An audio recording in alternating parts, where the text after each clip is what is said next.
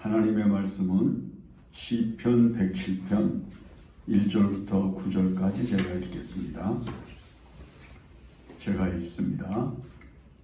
여호와께 감사하라. 그는 선하시며 그 인자하심이 영원함이로다. 여호와의 속량을 받은 자들은 이같이 말할지어다. 여호와께서 대적의 손에서 그들을 속량하사 동서남북 각 지방에서부터 모으셨도다. 그들이 광야 사막길에서 방황하며 거주할 성읍을 찾지 못하고 줄이고 목이 말라 그들의 영혼이 그들 안에서 피곤하였도다. 이에 그들이 근심 중에 여호와께 부르짖음에 그들의 고통에서 건지시고 또 바른 길로 인도하사 거주할 성읍에 이르게 하셨도다. 여호와의 인자하심과 인생에게 행하신 기적으로 말미암아 그를 찬송할지로다. 그가 사모하는 영혼에게 만족을 주시며 주님 영혼에게 좋은 것으로 채워주심이로다. 아멘.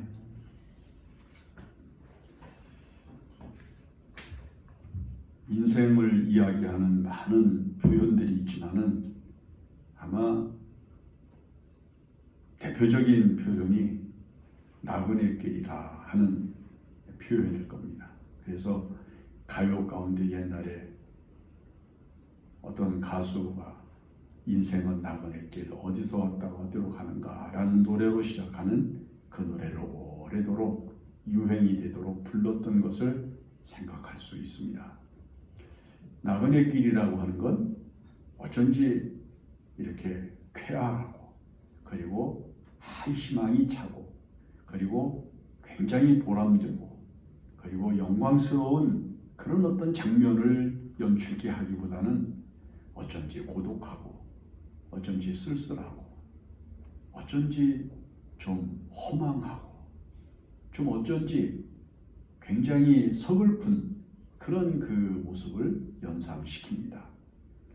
그리고 나그네 길을 이야기할 때에는 아주 휘황찬란한 문화가 만들어진 세계를 배경으로 하기보다는 황막한 사막, 물이 마른 시내, 풀이 자라지 않는 그런 그 광야 같은 것, 이런 것을 배경으로 해서 그 나그네 길을 이해하도록 그리고 그것을 긍정하도록 만들어줍니다.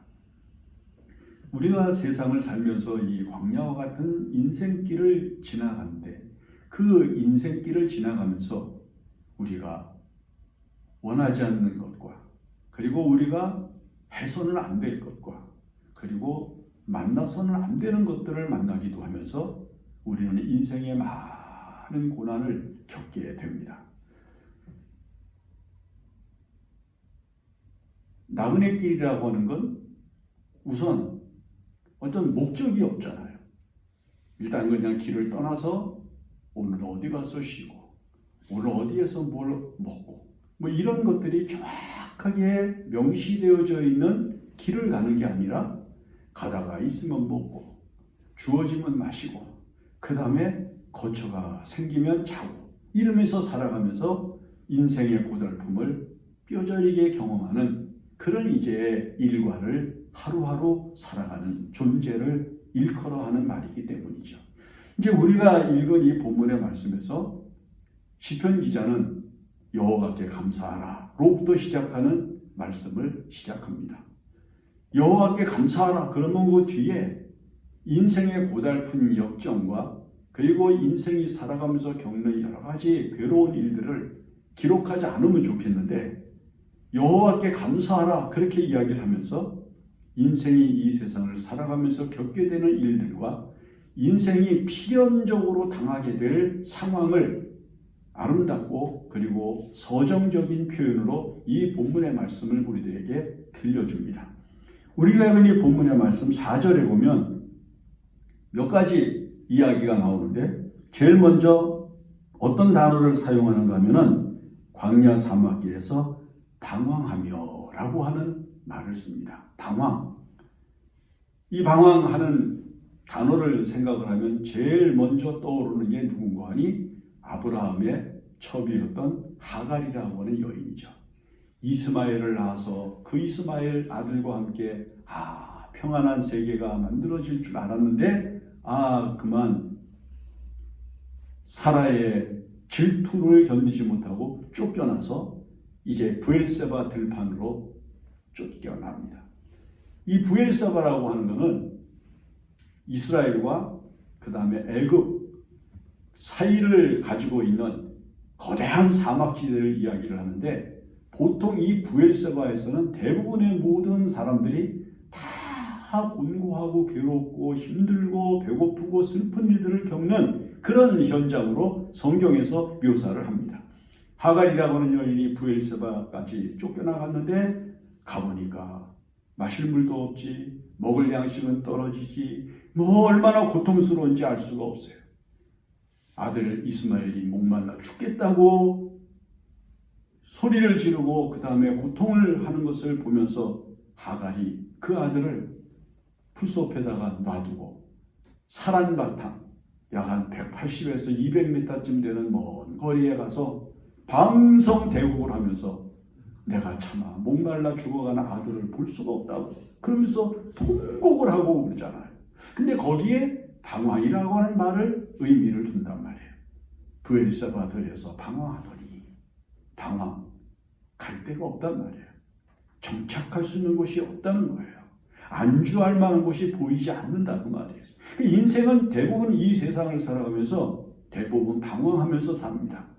저도 이제 제가 태어난 곳으로부터 그 다음에 결혼한 다음에 교회에서도 사택도 여기저기로 이사를 다니면서 이제 했기 때문에 가끔 이제 무슨 일이 있어서 주민등록 초본인가를 이렇게 띄워보니까 이사한 집 그 주소가 다 나오는 게 언제 어디로 이사했고 언제 어디로 내가 이렇게 많이 거처를 옮기면서 살았구나 이렇게 생각을 하는 거예요.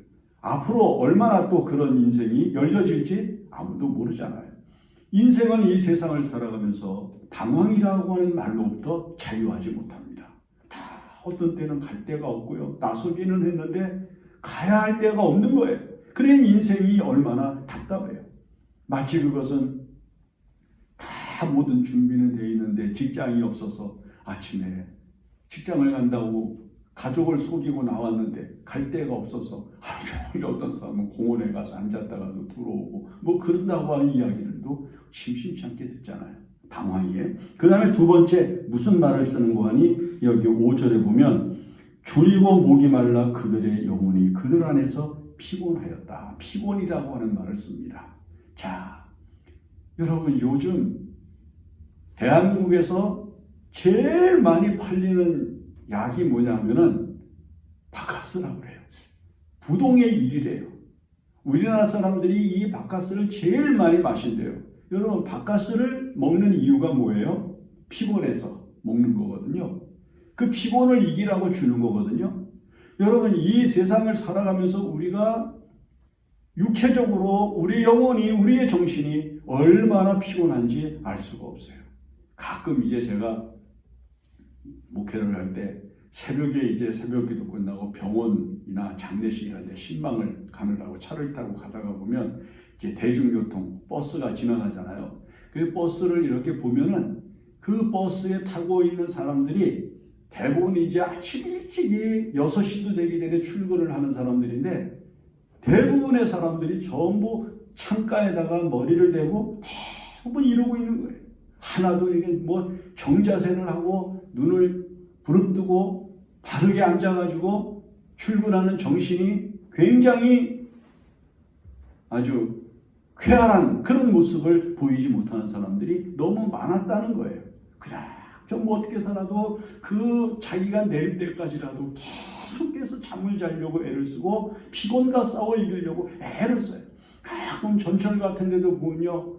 대부분의 젊은 아이들이 앉아가지고 그냥 고개를 숙이고 어떤 때는 핸드폰이 바닥에 떨어지면서 졸고 별 피곤과 싸우는 모습을 얼마나 많이 볼 수가 있는지 몰라요. 여기 보면 그 피곤이 무엇 때문에 왔다고 그러는 거 아니 광야길에서 방황하면서 줄이고 목말라서 왔다 이렇게 얘기를 해요. 그 다음에 또 한 가지 6절에 보면은 이에 그들이 근심 중에 여호와께 부르짖으매 이 근심이라고 하는 거 우리가 잘 부르는 찬송가 중에도 안에 근심 밖에 걱정 늘 시험하여도 이런 찬송가 글자가 있거든요. 이 세상을 살아가는 사람들이 근심이 없는 사람이 어디 있겠어요? 다 근심이 있는 거예요. 2020년에 세계보건기구 WHO장 거기에서 무슨 보고를 했는가 하니 앞으로 이 세상에서 사망 원인 심장질환이 1위로 사람이 죽어가는 게 되는데 심장질환 다음에 무슨 전염병이나 기근이나 혹은 양식이 없어서 죽는 것이나 이런 것보다도 더 많이 죽게 하는 병이 우울증이라고 했어요. 우울증. 열등감 또는 허탈감, 허무감 이런 것들로부터 밀려오는 이 우울증을 이기지 못해서 많은 사람들이 극단적인 상황을 생각하면서 살아가다가 결국은 많은 사람들이 정신적으로 몰락하고 육체가 괴로움을 견디지 못해서 죽게 되는 상황이 나타난다는 거예요. 자, 우리가 이 세상을 살아가면서 근심하는 게 얼마나 많아요.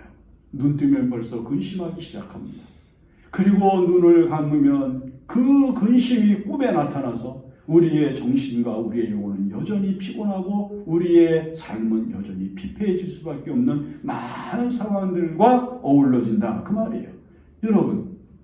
여러분들의 인생을 한번 가만히 생각을 해보세요. 정말 즐겁습니까? 행복합니까? 그리고 희망이 차고 넘칩니까? 그 다음에 여러분들에게는 아주 좋은 일만 있을 것 같은 기대감이 여러분들의 영혼과 여러분들의 마음을 이끌어줍니까? 안 그래요. 매일같이 들려오는 뉴스나 아니면 우리가 듣는 소식이나 많은 사람들의 이야기가 얼마나 우리의 마음을 피곤하게 하는지 알 수가 없고 우리의 마음을 분노하게 하는지 알 수가 없고 허탈하게 하는지 알 수가 없어요. 이제 우리는 이 세상을 살아가면서 때로는 방황하기도 하고 때로는 우리가 근심하기도 하고 때로는 우리가 마시지 못하고 먹지를 못해서 우리가 기갈을 당하면서 당하게 되는 여러 가지 고난을 우리가 피곤으로 느끼면서 하루 버티면서 살아가는 거죠. 자, 그런 인생에게 시편 기자는 제일 먼저 뭐부터 던지는 거 하니 여호와께 감사하라. 방황하면서도 감사하고 피곤하면서도 감사하고 근심하면서도 감사할 수 있는 이유가 과연 이 세상에서 답을 낼 수 있겠는가? 우리가 살아가는 그 광야 길에서 우리가 살아가는 인생의 길에서 과연 우리가 여호와 하나님께 감사할 수 있는 이유들을 만나게 되고 감사할 수 있는 일들을 우리가 끊임없이 창출해가면서 끝없는 즐거움과 행복감을 가지고 살아갈 수 있겠는가? 이렇게 생각을 할 때 우리가 성경 창세기서부터의 역사와 그리고 지금 우리가 살고 있는 이 시대의 여러 가지 제 상황들을 맞닥뜨리면서 그렇지 않다라고 하는 것을 느끼게 되는 거예요. 우리가 이 세상을 살아가면서 그러면 무엇 때문에 하나님 앞에 감사할 수 있고 방황하는 이 세상에서 피곤한 이 세상에서 근심이 가득한 이 세상에서 여호와 하나님의 거룩하신 은혜를 즐거워하고 그 이름을 높이고 그 이름을 찬양하면서 감사할 수 있을 것이라고 믿을 수 있겠느냐 그 말이죠. 시편 기자는 그 뒤를 이어서 이렇게 이야기를 합니다. 우리가 근심 중에 하나님 앞에 부르짖었다. 자, 약한 사람이 강한 사람 앞에 할 수 있는 게 뭐가 있겠어요? 도와달라고 호소하는 것밖에 없죠. 피곤할 때 나를 붙잡아 달라고 강한 자에게 소원을 말할 수 있는 것 외에 무슨 의미가 있겠어요? 근심인의 마음을 짓누르고 걱정인의 마음을 파괴할 때 우리가 그것으로부터 벗어나서 은혜로운 삶을 살아갈 수 있는 세계를 무엇으로 만들 수가 있겠습니까? 우리 힘으로요? 주변에서 도와주기 때문에 안 그래요. 여러분 지금 세계 정세를 보잖아요. 세계에서 최강국이라는 미국이나 러시아나 혹은 중국이나 여러분 이런 나라들이 근심이 없나요? 복잡하고 얼마나 힘들고 얼마나 괴로운 일들이 많은지 알 수가 없어요. 스스로 해결하지 못하는 일들을 다 품고 살아가는 존재들이에요. 그러므로 우리가 이 세상을 살면서 하나님 앞에 우리의 사정과 우리의 형편을 아뢰고 그의 도우심을 구하는 믿음으로 하나님의 은총을 구하는 신앙 안에서 우리 인생이 광야길에서 방황을 멈추고 우리가 줄이고 목마를 때 겪게 되는 피곤으로부터 벗어나고 우리가 이 세상을 살아가면서 겪게 되는 모든 근심과 걱정으로부터 자유함을 얻을 수 있는 은총의 세계로 들어갈 수 있게 하신다는 것을 믿어야 됩니다. 그러므로 성경이 우리에게 가르치는 것은 인생이 고난이 없고 환경이 변해서 더 이상 소원이 없는 세계를 하나님은 만들어 주신다고 하지 않습니다. 하나님은 묘하게도 인생이 이 세상을 살아가면서 겪는 일들과 순간순간의 상황들을 가지고 끝없이 하나님 앞에 기도하면서 은혜를 구하라고 우리들에게 명령합니다. 끝없이 우리에게 부딪히는 문제들과 끝없이 우리 앞에 나타나는 일들을 해결할 수 있는 힘이 하나님께 있으므로 그 하나님의 도우심과 은혜를 구하고 그러한 모든 것들로부터 자유할 수 있는 은총을 얻기 위하여 끊임없이 하나님 앞에 기도하면서 하나님의 은혜에 매달리라고 말씀을 합니다. 그러면 하나님의 은혜를 구하고 하나님 앞에 매달리면 하나님이 우리에게 몇 가지 은혜를 주신다는 거죠. 그 하나가 뭐냐면 그들의 고통에서 건지시고 그 다음에 바른 길로 인도하사 거주할 성읍에 이르게 하신다. 고통에서 건지시는 이는 하나님밖에 없다. 인간을 고통으로부터 벗어나게 하는 능력은 오직 하나님만이 가지고 계신다. 인간이 고통으로부터 벗어날 수 있는 은총은 오직 하나님의 은혜뿐이다. 이걸 믿고 살아야 돼요.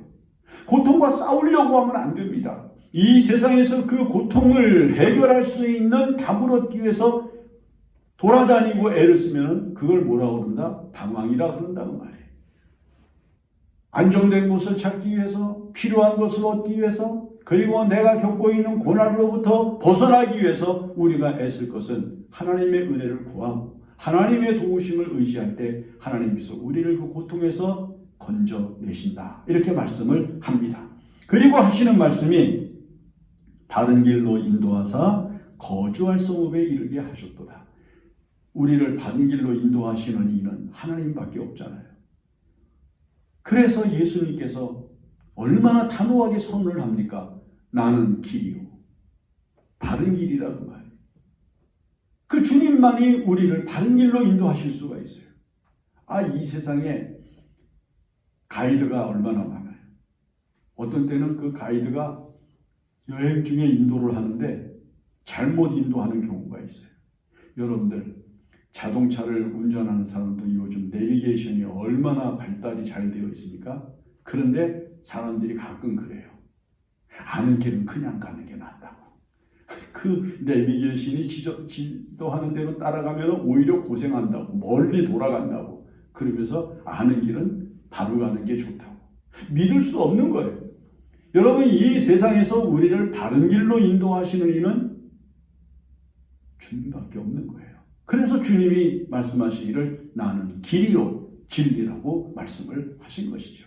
그러므로 여러분들이 주님의 인도하심을 따라 이 세상을 살면 반드시 하나님께서는 여러분들을 바른 길로 인도하셔서 여러분들이 방황을 끝내고 피곤을 다 내려놓고 근심을 벗어던질 수 있는 은혜로운 세계로 인도하셔서 우리로 하여금 주님의 거룩한 은혜의 품 안에서 쉬는 평강을 맛보게 하신다는 거죠. 그 다음에 뭐라고 말하는 거 하니 여호와의 인자하심과 인생에게 행하신 기적으로 말미암아 그를 찬송할지로다.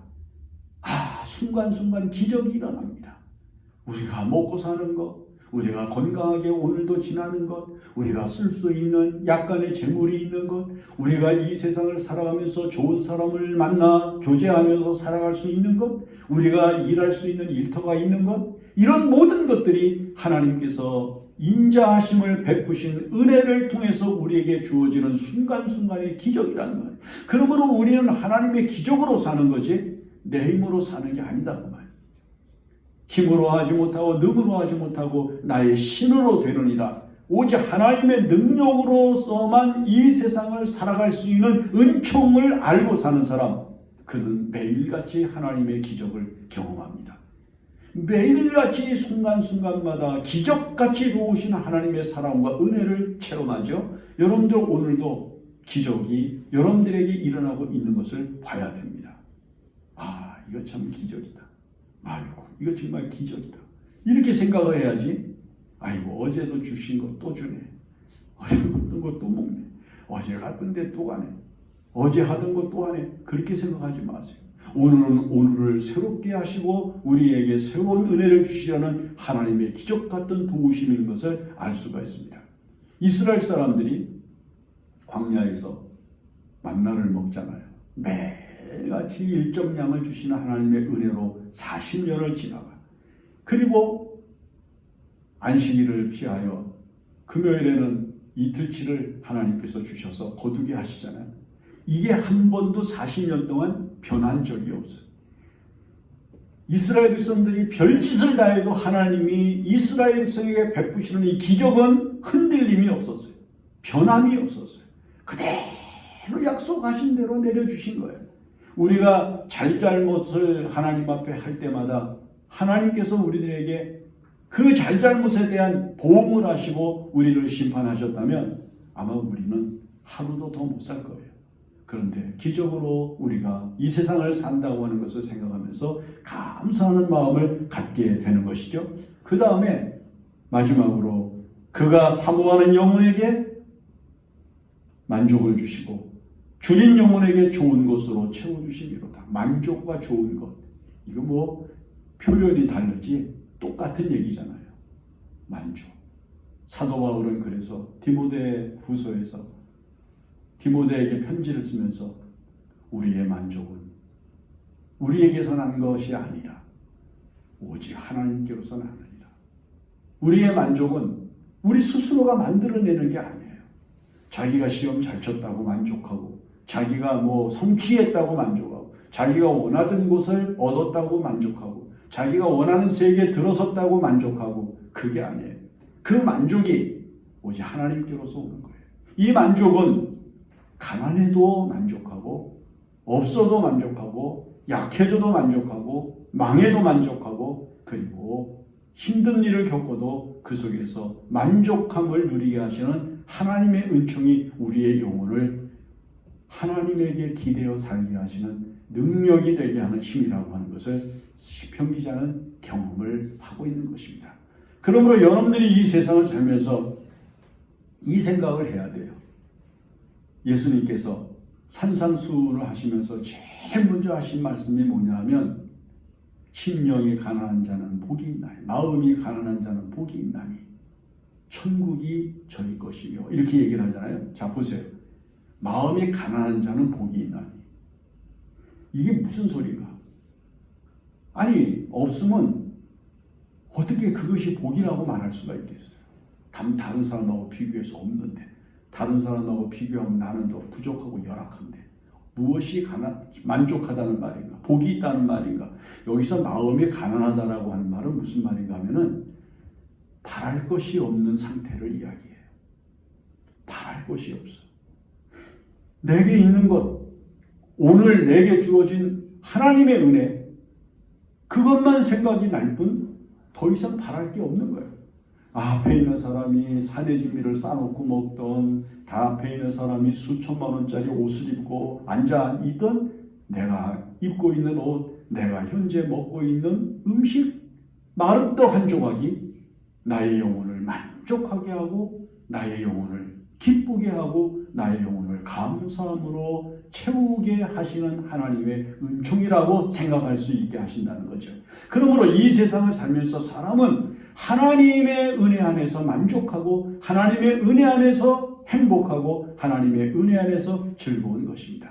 이 하나님의 은혜를 늘 생각하면서 감사하는 마음을 가져야 됩니다. 어찌 우리가 잠시 방황하는 길에서 잠시 줄이고 목마르고 피곤하다고 잠시 우리에게 나타나는 근심스러운 일 때문에 하나님 앞에 감사하는 일을 잊을 수가 있겠습니까?